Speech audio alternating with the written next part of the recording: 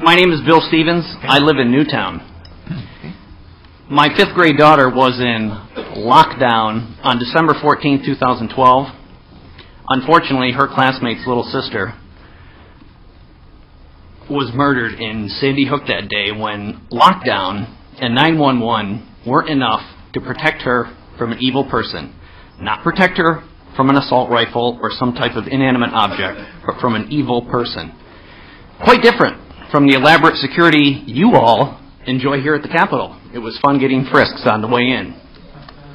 I'm not here to cite crime statistics, lives saved with a gun, or the economic impact of the proposed asinine legislation, some of these gun control bills you have proposed. I will, however, read from the Connecticut State Constitution.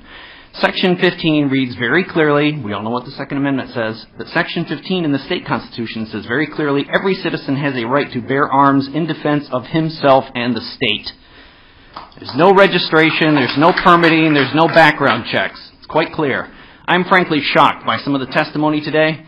In case some here failed American history, there is something called the Constitution and the Bill of Rights and a process by which to amend it. The same goes for the state constitution. These rights are inalienable and endowed by our Creator, not you politicians, to all citizens regardless of gender, race, or creed.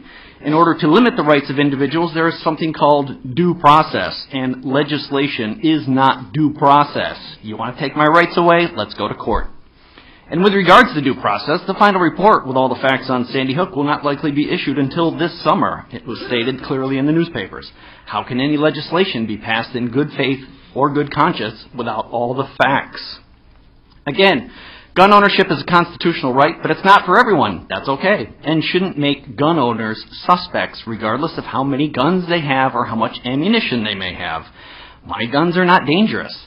They are at home, locked up, collecting dust and cat hair. But criminals and tyrants especially, beware. Lockdown is not an option at the Stevens residence, and 911 will be dialed after the security of my home has been established.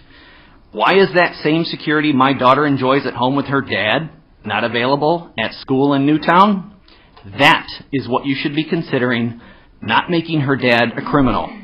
Charlton Heston made the phrase, "from my cold dead hands," famous. And I will tell you here today, you will take my ability to protect my Victoria from my cold dead hands.